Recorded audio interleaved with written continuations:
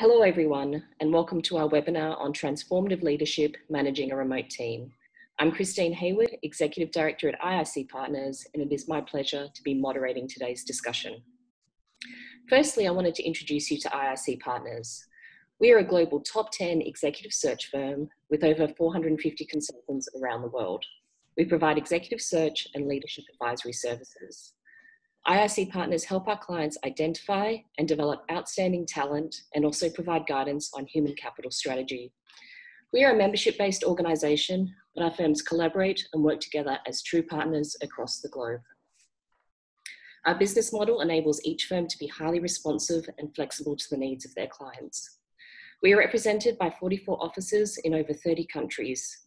Two of our panellists represent IIC Partners firms, Bigram, based in Poland, and Team Consult with locations in the Czech Republic and Slovakia. Our panelists today will discuss how they are managing this new business environment. I'd now like to call on our panelists to introduce ourselves. Let's start with Sylvia. Sylvia, if you could tell us your name, a little bit about yourself, and what you've found positive since the start of the pandemic. Thanks, Christine. So good afternoon, everyone. Good morning, even. Around the globe. So my name is Silvia Jeleníková. I'm based in Bratislava, Slovakia, right in the middle of Europe. And I'm representing Dell Technologies today here. I've been with Dell for 10 years. Actually, I celebrated recently my 10th anniversary. So still in this celebrating mode. And very shortly, the key benefit of COVID for myself was definitely slowing down. As we stayed at home and didn't have to travel, commute to work and spend time in the traffic, this slowdown really felt very good. And it was, yeah, that's what I appreciated and appreciate until now. Fantastic. And congratulations on 10 years at Dell. That's a wonderful accomplishment. Thank you. Michal, could you tell us a little bit about your role and your organization and one thing that's been a positive development in your life since the start of the pandemic? Good morning to everyone and good afternoon to the people sitting here in Europe. So my responsibility is for CE region in Teva. Teva is the pharmaceutical company based with the headquarters in Israel, but operating all over the world. And I'm with the company already 15 years, and all my life is dedicated to pharmaceutical industry. So I graduated medical academy, so medical university, but after 1 or 2 years doing the medical doctor job, I just decided to join the pharma industry, and I am with the pharma industry for the last 24 years.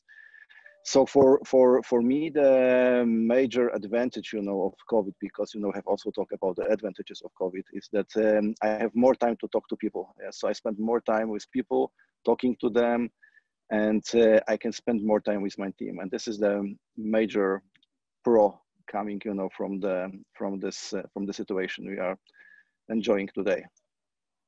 That is a huge positive, being able to communicate more and spend time with your team. So thank you very much for the introduction. Rolf, could we hear from you, please? Hello, everyone. Warm greetings from sunny Prague. My name is Rolf Pekar. I'm a managing director of a company called Bechtle Direct, SRO, in charge of Czech Republic and Slovakia. Bechtle is one of the largest IT providers in services and e-commerce across Europe. Looking shortly into my background, I'm a medical doctor originally. I worked in pharma, I worked in CRM, in life sciences, in automotive, and now back to IT. In the company, I completed today the first month and the 6th day. What I appreciated on the pandemic that started, I shared the view of Sylvia that the general slowdown changed a lot of things, and I would extend it towards how people could rethink their priorities. And I think that people really started to look at the things that are really necessary and those that are only nice to have. that has definitely been a positive, is the reprioritization of what's important to us. So I think that's a really good point to make. So thank you for that introduction, Rolf, and looking forward to hearing more from you, especially given your varied career. Magda, could we hear from you, please? Absolutely. Good morning and good afternoon, everyone. Let me just tell you a little bit about myself.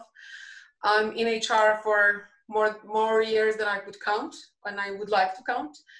And last 7 years, I'm with AFIDA Group, and this is a healthcare organization present in over 16 countries in Europe, mainly involved with diagnostics and outpatient services, as well as cancer care.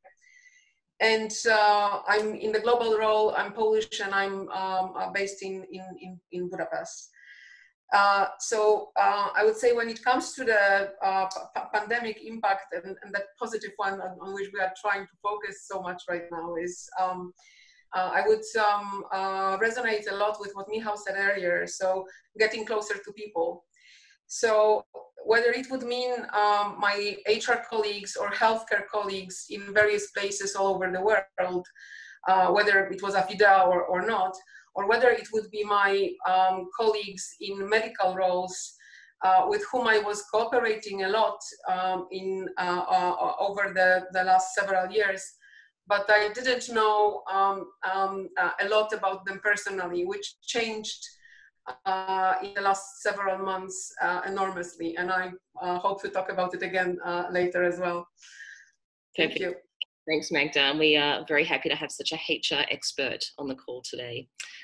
Oliver, who is one of our IIC Partners members, he is based in the Czech Republic and also has an office in Slovakia. Oliver, could you introduce yourself to us, please? Yes, thank you, Christine, and hello to everybody. As Christine already said, I'm based in Prague, but I'm originally from Germany, and I'm in the executive search business for 27 years. I established Team Consult in 1993, and in 2001, the daughter company in Slovakia, in Bratislava, and as such, we are the exclusive partner of IIC in the Czech Republic and Slovakia. For me, the lockdown had also positive effects, I must say. Of course, there were also some negative ones, but I especially enjoyed the better work-life balance with the family, with the kids, with the dog at home. And a positive side effect, since the gym closed where I went for exercises, my back doesn't hurt anymore. So I'm now thinking it was maybe more based to stress than to missing physical conditions. So I'm also feeling better overall. That is wonderful. Glad to hear about your back, Oliver. Good news. Piotr, who represents Bigram, who is our IIC Partners member based in Poland. Piotr, could you introduce yourself, please? Yes, Christine, with pleasure. Hello to everyone. In fact, we are twin brothers with Oliver because I founded Bigram 27 years ago. We are in executive search business and HR consulting, and I'm CEO since that moment. And we are a proud member of IIC for over 20 years, so quite a long story. And this positive development in my life regarding COVID, as I'm the last one, I had to be original. So maybe I would underline this practical proof that we could effectively work from home and from the office. And that works because that was always during all the debates discussed whether that could work, or in some sectors could, in some sectors couldn't, and that was a practical proof that it could work effectively. And in fact, majority of us still work from home. We are working 50-50. So thank you. Excellent. Thank you so much, Piotr. Let's move into our first topic, which is looking at working from home. And I'd like to call on Magda to get us started off. Magda, could you outline the work from home policy your organisation had in place prior to the pandemic and what policies you've implemented since? So prior to the pandemic, I would say we were quite flexible in that matter, but I wouldn't say that we were very fond of working from home, neither as organization nor in terms of management style. And then, of course, it goes back to the nature of our business. And of course, as we are talking about people working in the offices, in HQs, in particular countries, then this could be possible. But if we are talking about doctors and nurses and radiographers and medical physicists that are working in each and every center that we are providing healthcare services in, working from home, not really much of an option, maybe reporting, but not otherwise. So we were, I would say, pretty modest in that area. And that changed, obviously, almost overnight, humongously. In some cases, it was pretty easy to set up the work. And when I'm talking about the back office, this was very easy. We were actually prepared in terms of technology. So that was, technology-wise, it was really a pretty straightforward process. Of course, in terms of preparedness, particularly mental preparedness, that was not there. Also, in terms of management style, we needed to make some adjustment. And that was something that we actually worked on very quickly. So in the first few weeks, we developed training materials and training programs that were available for both employees and managers. And we established communication streams that were not really available earlier. Or maybe they were available, but we were not really using them. So that changed a lot, and I think we got accustomed quite well. That, of course, goes to the people who can work remotely. We need to remember that quite a big population of our company that faces the patient on daily basis doesn't have that comfort, and for them, working from home was not really an option. And of course, that required a lot of support, not in the area of working from home, but ensuring that they would actually be safe and that they could provide the service to the patients also in a safe way. So that was, I would say, a different area of focus for us. Fantastic. Thank you so much for that.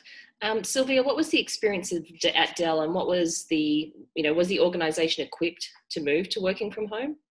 Mm-hmm. Thanks, Christine. So I think we were more than ready because we actually introduced what we call Connected Workplace Program at Dell on the global level 10 years ago. So it was not that spread, or not so many people were enrolled or used that program. There were certain percentages of populations across the world, and it was not even in all countries. However, we are a global company, so we were used to work in the cross-country teams, and we had calls, maybe not Zoom at the time, but it was more Skype calls. So we were used to this kind of virtual environment even before, and some people were using connected workplace and work from home. So when it all started in March, and thankfully, actually, our company also rolled out the two collaboration tools, Zoom and Microsoft Teams, early in January.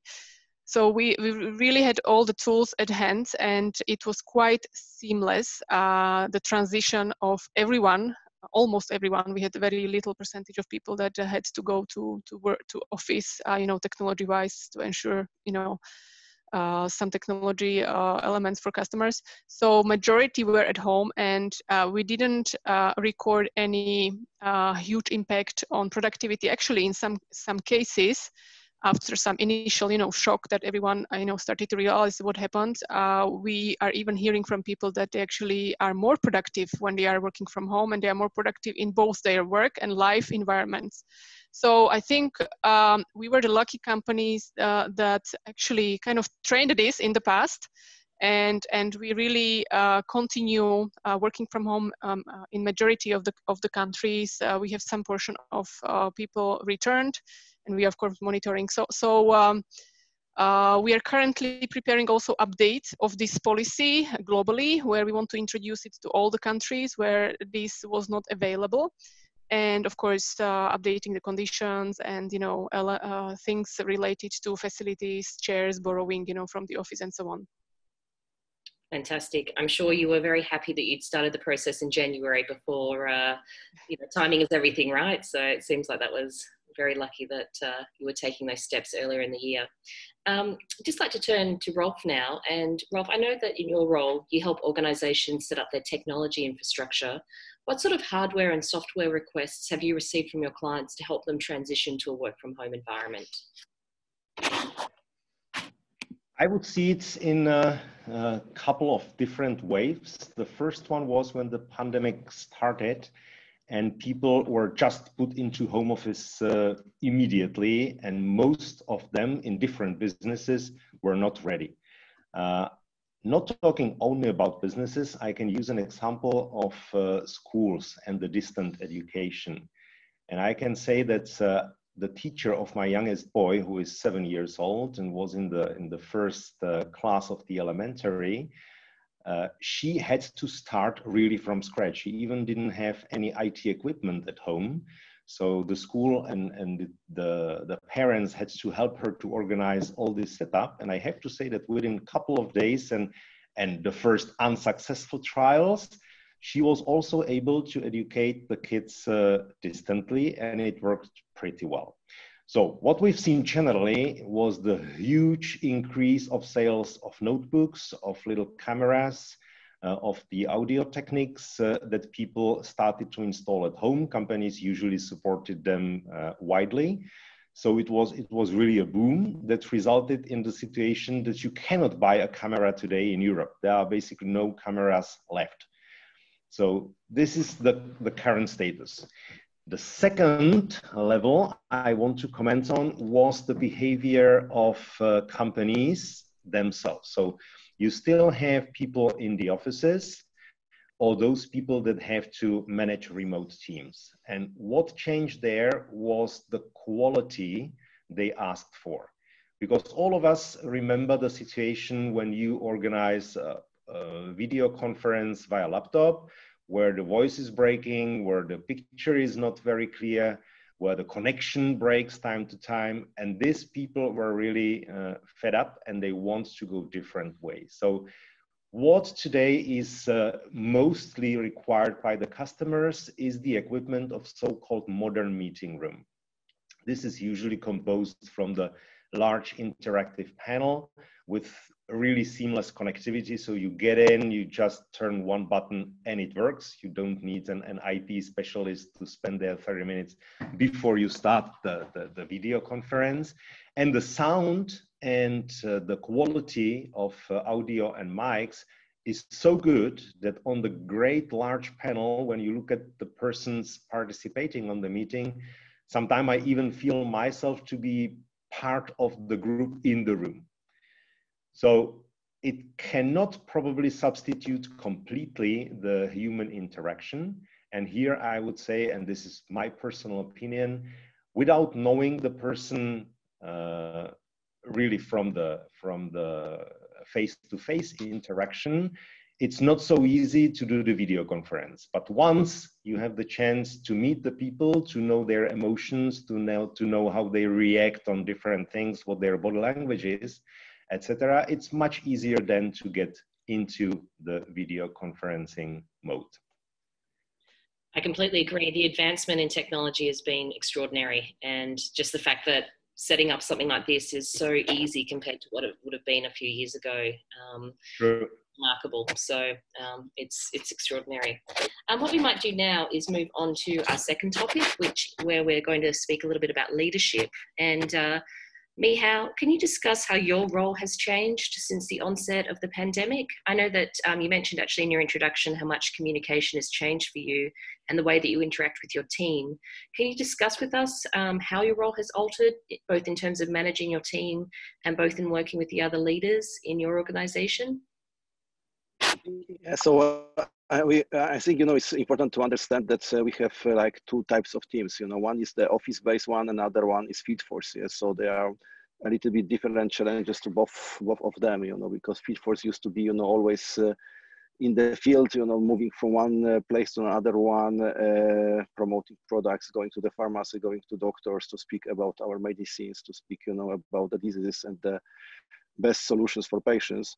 And office, of course, this is the support, for the work in the field, and every preparation is there. So there are a little bit two different challenges, but how it's changed. First of all, you don't have the over communication in such period of time. It's like always, if you manage change, you need to communicate to people and to show them you are with them, and you are in the same boat. It's very important to share with them, the situation you are in. And this was, I think, the first very important thing for myself. So I start to communicate immediately. I start to communicate on the daily basis, really. So we start, the meetings every day to communicate the changes, to communicate what will happen in the company, and also to tell people, about the next steps. This was one thing. Another one, for the people who are making the face-to-face visits, you need to change during one day the approach, from again this face-to-face to the remote one. Yeah. So you need to prepare the team. So to make them busy, you need to prepare the right plan. To tell them, what they need to do every day, how the training looks like, and again to support them in this transition period. And also you need to understand that there are different challenges, because for some people it's quite easy to go from face-to-face to remote. For some people it's a really huge change, in the behavior, because you need to communicate differently, you need to speak differently to people, you need to be more accurate, in the messages, and you need to check if the messages people understand in the same way like you understand. So it's very important, because you are missing this body language, part, of communication, which is also important, that you ensure that everyone understands the things in the same way. So if I put it in the shortly, first is communication. So again, you need to communicate every day, and this is what we make, to show people that you understand the problems and to help them to solve the problems, and the challenges. And the third one, to give them perspective, so really, what you are doing, how you are doing this, and what we'll do in the future, so and be open for all the feedbacks, for the discussions, and react fast, on this. So this was the major points for me, and the challenge for my team.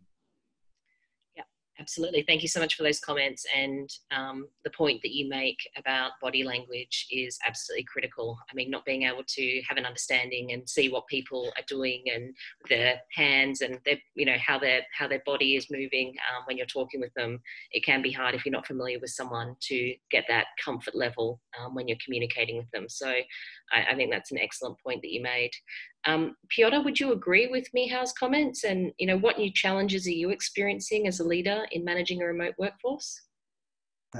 Obviously, yes. In fact, I try to be positive, but if I have to look for challenges, I would add maybe some things on that, because it's already, we are in September. So since March, we are working in this way, in the new way for all of us. So I could take into account our experience and experiences of our clients as well. So I could say that after initial enthusiasm in this positive change, people sometimes are a little bit tired with isolation. They have staying alone at homes and a kind of routine, because video conferencing, of course, is convenient, but also is quite energy consuming, because you're moving from one screen to the other, sitting in front of the computer for hours. So it could be quite difficult for you to be concentrated and to be really focused or involved.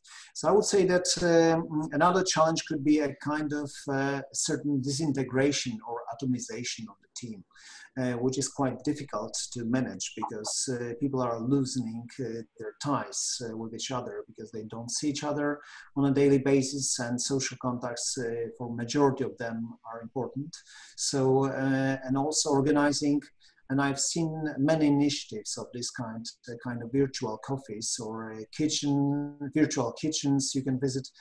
It's not really the thing working effectively or successfully, because in fact we are used to direct contacts and to this chemistry Michał mentioned and to these direct relations. So it's quite a challenge to keep people positive and involved.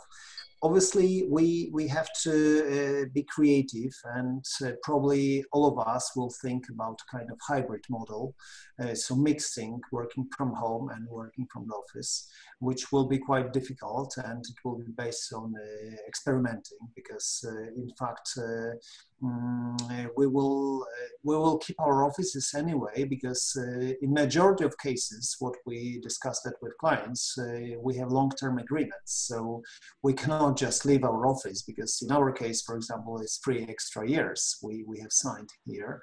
So in majority of cases, that's a challenge, and obviously looking for a hybrid model that will be quite interesting, what kind of new concepts we could introduce, because of course it's maybe 50-50, maybe it's more at home, maybe it's more in the office, maybe we will generally skip certain hours daily.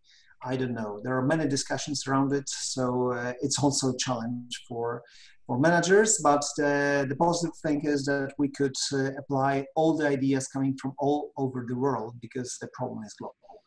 So we could be open for ideas from Australia or Brazil, whatever it works.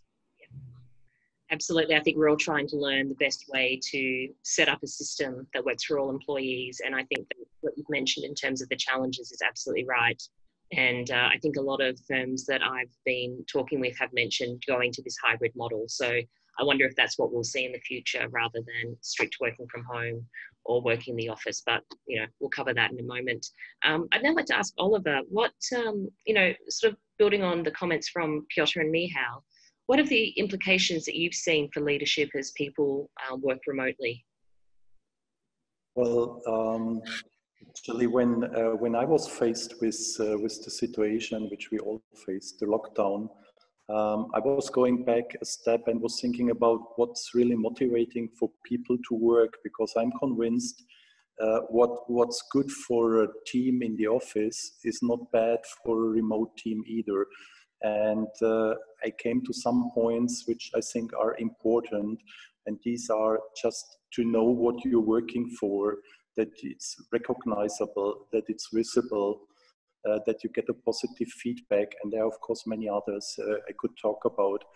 And then I was thinking, how is this now affected by the remoteness of our team? And it was already said before, I think communication is really a key word, because you cannot communicate too much when you're working in a remote team. You're missing the informal information, the kitchen, in the elevators, wherever, where we exchange information, even so we are maybe not aware of it at the moment. And you somehow have to compensate for that. And so I was changing our rhythm of how we meet in the company. We were introducing more meetings. And also it was not only about meeting the whole team at once, which I think is a mistake a manager can make in such a situation. But you also have to consider individual meetings with the team members, like one-to-one, because they don't want to address everything in the group. And for that reason, we had regular meetings, like Monday morning. We always had that. We had another meeting where we made a kind of summary of the week, but also with some open space where everybody can contribute whatever they think is relevant. So the schedule was less, let's say, less restrictive than the Monday morning. And then from Tuesday till Thursday, I was trying to stay in very close contact with each team member at least once a week to find out if everything's okay, if they're facing any obstacles, because staying at home for a couple of months raises also problems, not only the risk of health, but some people were afraid about their future in general. They were facing problems with the family, and thanks God we have a very good relation in the company with everybody. So we were also discussing these things, but of course in a private matter. So that was a little bit my thought on that. And I think at the end of the day, the team spirit is even better than it was before, because we have seen that we can also go through difficult times. And we are now more or less back to the office, but on a voluntary basis. Already before, we didn't have any fixed working hours, so people can come and go more or less how they want. Fantastic. Thank you so much for that. And it seems like that combination of both the one-on-one meetings and the group meetings is kind of key in terms of checking in with your team to make sure that they feel supported during this time. So I think that that's been a great policy that I know a number of people have put into place. So let's move on to Christine? Yes. If you want, I can share also a little bit here. Few comments. I definitely agree with everything which was said, and I just wanted to highlight maybe a few things on the communication. For example, I think what is especially required now in this period is the repeating of the messages, because I was surprised at the beginning how people were repeating the same questions which were already, you know, like shared in the emails or some other meetings. They just needed the reassurance, especially from the local leaders, you know, when you are in the global company. So that's what is necessary, so that they hear it and they, you know, make sure that, okay, I understand it the same way as he said it, and even this local leader. So that was one thing. The other thing is the personas approach. So we need to acknowledge that there are different types of people. So it's not only the families with kids which have, you know, hardships at home, but also what was mentioned, the isolation. You know, we have a lot of foreigners who are actually part of our company. And we are happy for that, because that really gives us great diversity. But now they have challenges, right? Because they cannot be with their family. So we need to understand the different types of personas that we have in the company to be able to actually, you know, address their needs and support them in their hardships. The other part is, which I definitely realized at the start of COVID, is that we actually started to have a blurred line between the work and private life. Just simply, you know, looking into the households of our people, right? If you cannot put the back screen here, like you can see here, I still have somewhere in the background my Christmas tree, which is a permanent installation that I have here. And actually people noticed it, so that was great. People really pay attention. And it's really great connecting point, because if you see, I don't know, a bike behind someone, immediately you have, you know, that icebreaking topic that you can discuss. So, and I think it's not only the funny part element, but it's also great that we can actually ask people. And the first 3 questions which I ask my team is, almost always on the one-to-ones is, how are you? Then how is your family? And how is the situation in your country? So we are actually inquiring, and it's okay. Like before, maybe we're not trying to enter the private zone that much, because, you know, it was not work related, but now it's so much work related, because it really, we can help there as leaders, and we can provide the supporting hands. And of course, that is linked to the mental health, which is so much, you know, important and so much, you know, maybe shaked during this period. And that's again where the companies, where us as leaders and the companies can provide great support. And the last point I will mention is the social interaction. I think this is something for us for the future, because we are starting to see that, yes, there are some introverts who are happy working from home, but in the end, we are all social animals, right? And we need some interaction. And I think this can have huge impacts for the future, unless we will be able to find the new normal or the new setup that will really be beneficial for all. Like you mentioned, the hybrid model, but how that should look like, so that we can ensure the amount of social interactability for everyone as they wish. You know, somebody can have more, somebody less. So that's. No, they are great points, and thank you very much for adding on to what the other panelists had said. If I may, I would do the same as Sylvia. Sorry for messing it up the order a little bit. So both Piotr and Michał were talking about social interactions, as well as Sylvia was, and Piotr was actually mentioning that actually the social interaction that is done through the technology and through the electronic channels actually does not work. And I just wanted to share the experience that for us worked a lot. So we decided to have, in many cases, for many teams, actually a parallel universe, if you like, for these either small or bigger teams. And that was something really amazing, and I felt enormously privileged to be invited to the homes and to the families of my colleagues who are leaders of clinical teams in each and every country, and how they were willing to share not only their private time, because we were doing it in the evenings with a glass of wine in a very relaxed atmosphere, and absolutely no discussion about business life was happening. And we were not even using the business tools that we are normally using for that, to keep kind of things completely separate. But the willingness and the openness of the people in this kind of parallel universe was truly amazing. And I'm actually mistakenly saying was, because it is truly amazing, because we keep having it, and it's something that I appreciate a lot. And one more thing that I wanted to mention about leadership. So normally leadership means, well, it means many things, of course, but it means taking people somewhere else versus where they are today. And I think what COVID made us realize is how much of leadership actually means taking care of people here and now.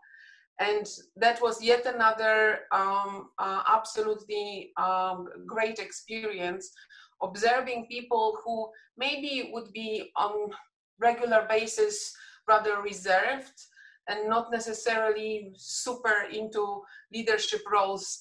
And I'm talking about senior clinicians right now, how they changed their attitudes and how they started caring in such a transparent and open and clear way that it was so visible for everyone. And that allowed not only for their safety, team safety, patient safety, but also for this understanding, common understanding that everybody's caring for each other.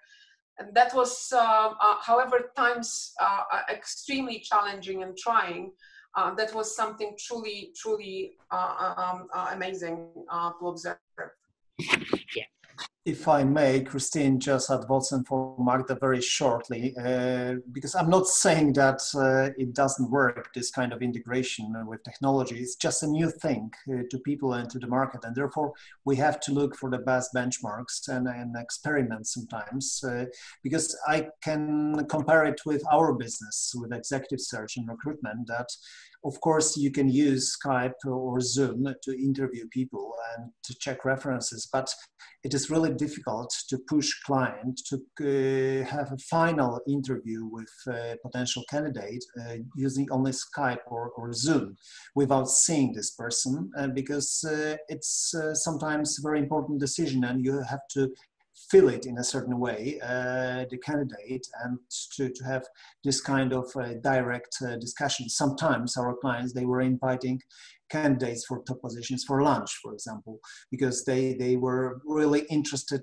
in person to talk a little bit more directly, more informally, which is more difficult using Zoom. So I'm just saying it's a new experience, and we have to learn that.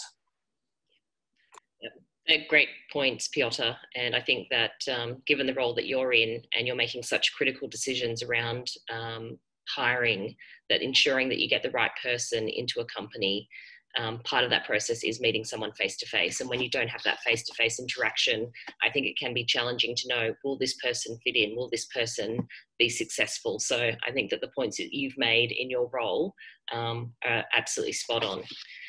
Let's move on to productivity. And Sylvia, I wanted to hear your opinion on this topic. And really, I know that when we spoke, you mentioned that Dell has put into place a number of training programs and initiatives to help those people who are struggling with the change to remote work and dealing with the issues around the global pandemic. So would you mind just outlining some of the things that Dell has put into place?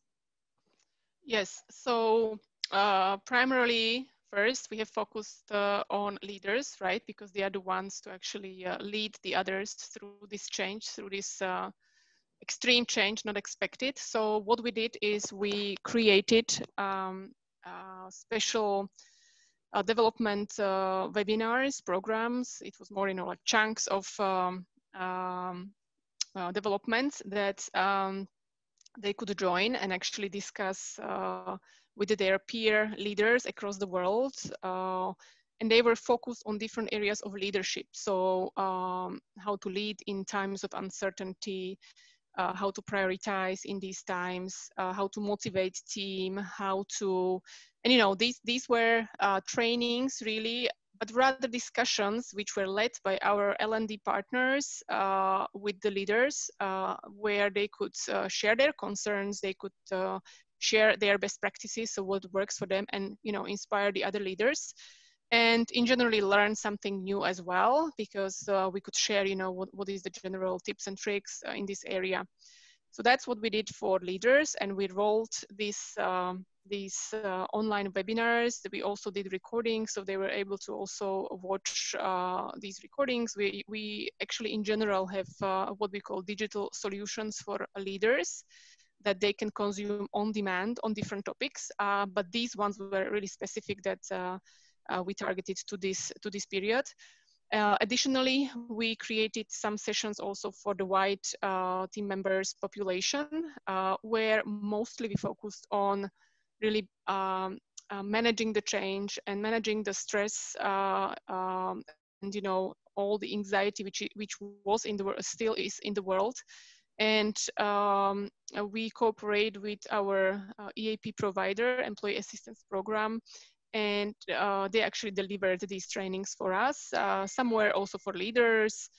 And again, topics were around distress management, change management, resiliency, which was a great one for leaders. That was particularly, I think resiliency is in a way, for me, change management 2.0 or even 3.0. So it's something like above just pure change management. And I think that's a highly required skill of today and the future, if we are, you know, to continue these times of uncertainty and, you know, constant change and constant not knowing what will be in, let's say, a few weeks' time. So that's the support that we rolled, and the feedback was very good. So I think that definitely contributed to the productivity, because people knew how to manage simply in these times, what activities to do, what not to do, and how to simply manage themselves as well. Fantastic. Sounds like a great resource that you were providing to your team. So, and it's great that it did assist with the productivity. Mihal, I know that when we had our conversation, you were talking about the KPI process and how you had to adapt this with the new restrictions in terms of people having to work from home. Can you talk about how you adapted your KPIs and how you helped your team remain productive and focused on their overall goals? Yeah, so again, I will divide, you know, this productivity in the two parts. You know, again, it's office people and field force. Yeah, so for office staff, you know, is and the desk job is quite easy. You know, maybe not easy, you know, but it was simpler to make it effective, because the KPIs remain more or less the same. You know, so what one part you are missing, you are missing the team job there, but you know the hard KPIs remain the same. The point was, you know, for the field force, because you measure the field force, of course, you know, some results and also on the activities. And previously they have the very clear KPIs in terms of number of face-to-face calls, you know, targeting all the stuff. Now you have to change it. And so first, you know, we delivered, of course, trainings. We are pretty advanced because we make this program of remote detailing already 2 years ago. So we had some experience. But we deliver the trainings to people, you know, how to make it, and you know, we support them a lot, you know, in this change. It took us like 2 weeks, you know, really to change full for remote. But then we put the right KPIs in place. I mean, you know, we just recalculate the face-to-face activities to all the range of remote activities you can do. Yeah, starting with the Viva Engage, which is the remote video call with your ACPs. You can then make, you know, the phone call. You can make email. You can make approved email. You can send, you know, the general emailing. So we put, you know, a lot of activities in place, and we recalculated in the like for the equivalence of the face-to-face visits. So finally, everyone understood, you know, to achieve the same productivity, how many activities they have to do. This is how we are dealing with this, because situation is very much dynamic now. Yeah? So in some places you can still do, you can do again, you know, face-to-face visits. In some places, which are, you know, such called red zones in Poland, you cannot make it. Yeah. So then you need to switch completely for remote. So we have the clear calculator for everyone, you know, how to deliver the KPIs, and then this is up to the situation in the field, in the area, how to make it happen. Yeah. And this is from the point of KPIs, but we've also supported people in the let's call it soft skills, like how to manage your day, how to even make the trainings. Yeah, so we delivered to people some videos and video and sessions with the coaches and trainings just for the physical training. Yeah, I mean. So this was one of the examples, and also we had some sessions with the psychologists and some other stuff, which also helps in the productivity. Fantastic. And are you seeing that your workers' productivity is as high as it was prior to the pandemic?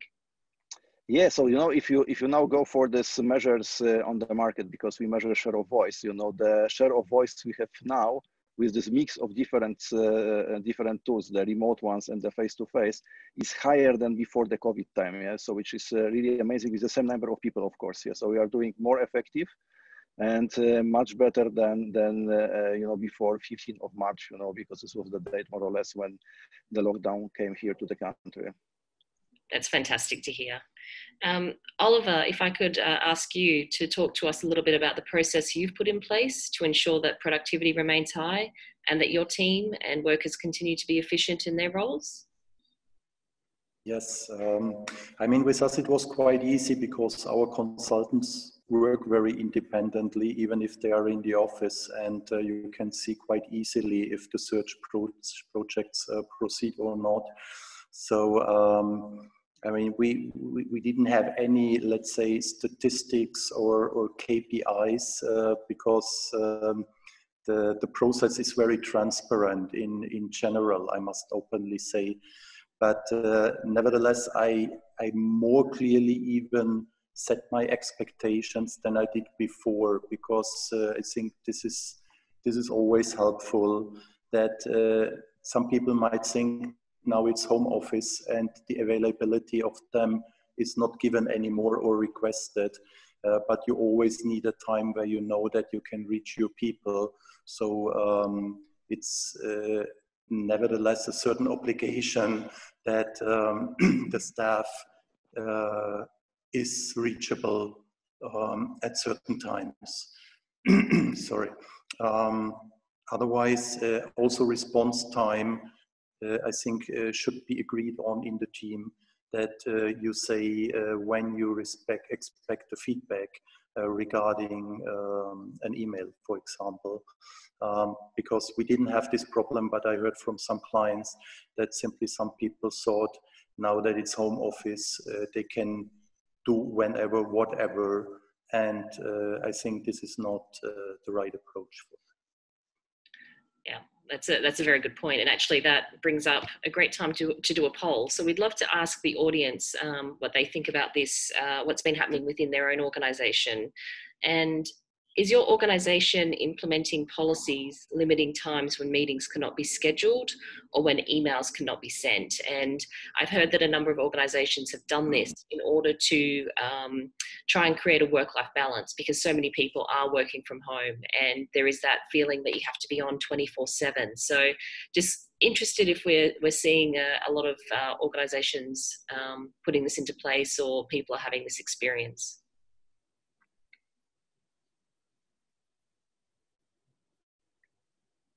Interesting to see the results starting to come through.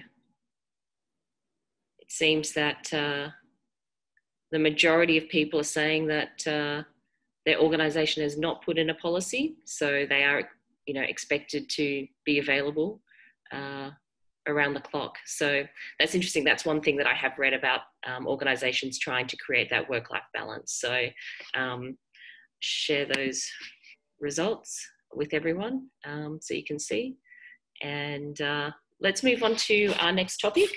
I'm conscious of time, but I would really like to talk about culture and engagement. And Rolf, if I could direct the first question to you. You mentioned earlier, as you said, that you are one of the brave people who actually started a new role during the pandemic. And I was wondering if you could talk a little bit about how you've been able to connect in with headquarters in Germany to get an understanding of company culture, and how you've been able to communicate this effectively to your team that you work with in the Czech Republic. So I will start with a short story about a colleague of mine in the company who started earlier than me. He started right in March this year. And he was a really poor guy because he entered the company and they were sent home immediately. So he had nobody to learn from. And it was extremely difficult for him to collect any information, best practices, and how to operate in the environment. In my case, it was difficult only in the beginning because the first interaction I had with my current employer was remote. And I can tell you that meeting people who you are not talking just business-wise, but you apply for a job is really something very difficult. So luckily I passed this first wave, and the second one was already in person, so I felt much more comfortable. And this was really good. And it resulted in me sitting on the chair currently here. My interaction with the local team started again, luckily, in the, I would call it, inter-COVID period. So the people were already in the office. So we spent now more than 1 month together, and we know each other. And whatever happens in the upcoming days or weeks, now we can operate in much better environment because we know how we are. And my interaction with the German team, it was planned to be totally remote, but I convinced the team in Germany that I will take the car, I will drive there, and even with the mask, we can get into personal interaction. And it proved to be greatly appreciated by all these, my colleagues in headquarters, and also for me, because now I know whom I'm talking to. Absolutely. Well, a brave person to start a new job, and I hope it continues to go well for you.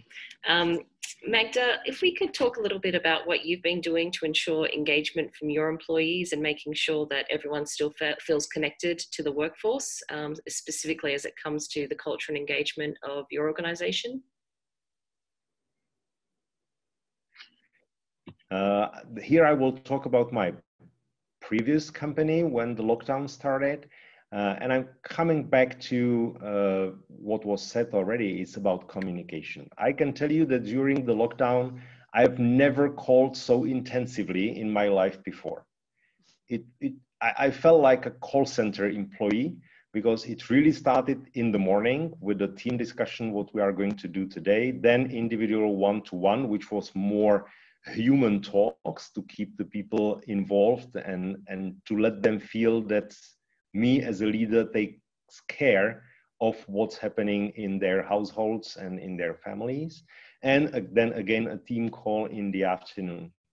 So to keep people engaged, it's not easy if they are not working together. Why? Because they start to feel not to be a part of the team. They are alone.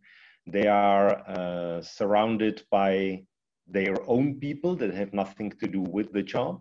And you really have to bring the people only with the remote communication back to the feeling I'm part of the team, I'm responsible for my job, and I have to deliver something.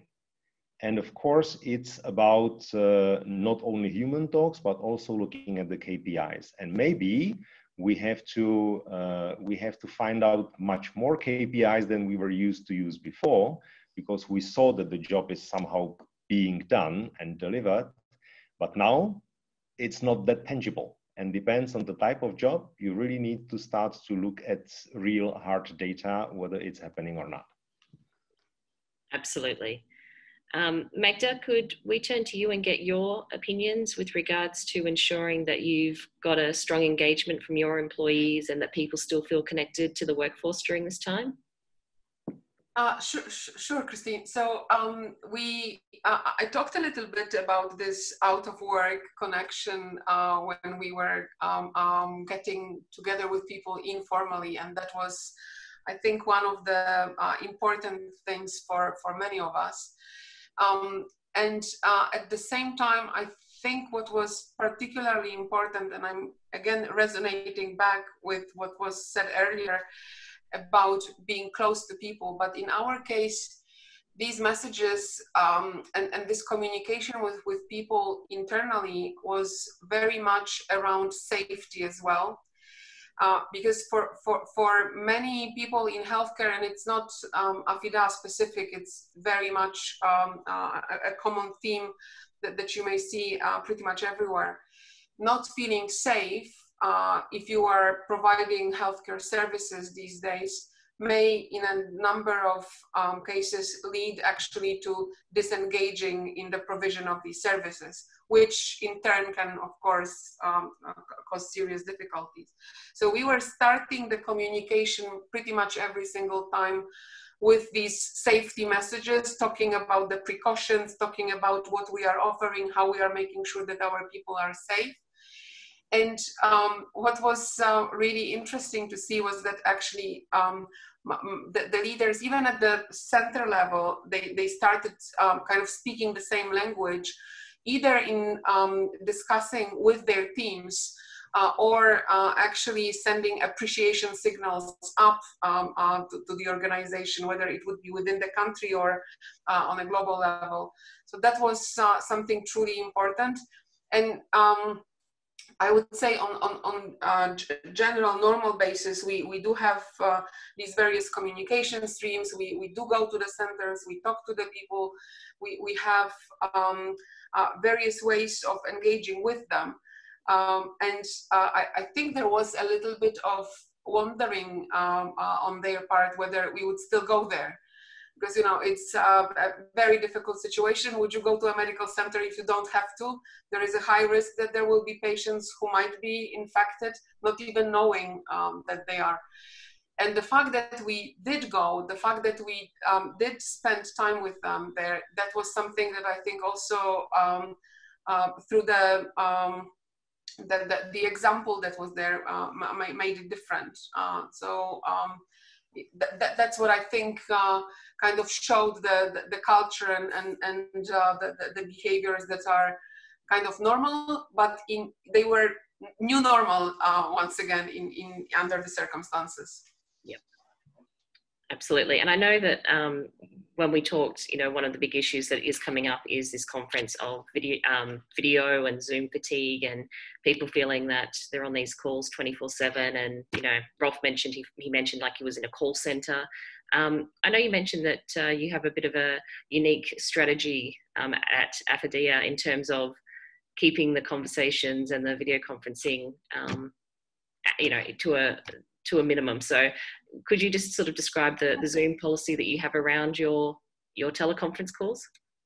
So the Zoom policy is actually the one related to these private encounters, if you like, because on business terms, we are actually for business reasons, we are using Teams and the entire package. And we wanted to use a different stream for communication whenever we communicate socially. And intentionally, we didn't buy the Zoom package for the Teams. And if you are using Zoom and you don't have the prepaid package, you can only use it for 40 minutes. And very shortly after COVID started, we learned that if you actually do these social evening events and you go beyond 40 minutes, this kind of tiredness and kind of being there but wishing you were not was starting to take over. And we learned that this 40 minutes cutoff that was offered by Zoom was really helpful for that very purpose. And at first it felt almost funny that it worked like this, but in fact, it was really very productive for the purpose. So that's how we were using it. Fantastic. A great way to keep people engaged and the culture and the spirits high. So I think that was a very smart technique and tactic that's been put into place by your organisation. I am conscious that we've come to 8 o'clock, well, 8 o'clock where I'm based, but we have come to an hour of our webinar. And I would just like to go on to our final slide and just to say thank you to everyone for participating. Before we come to a close though, are there any final comments from any of the panelists that they would like to share with our participants?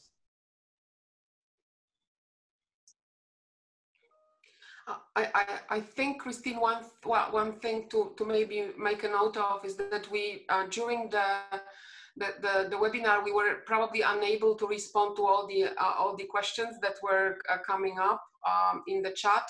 So obviously we will take care of these afterwards. Fantastic. Thanks, Magda.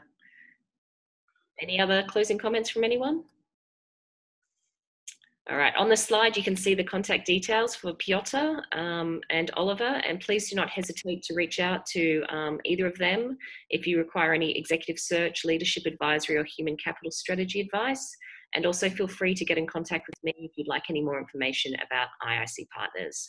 A huge thank you to Rolf, Magda, Sylvia, and Michal, and thank you to all of our participants. We really appreciate you being with us. Thank you. Thank you, Christine, for running the session. Thank you. Thank you, Christine. Thank you very much. Great job. Thank you to everyone. Everyone. Thank you. Bye. Bye.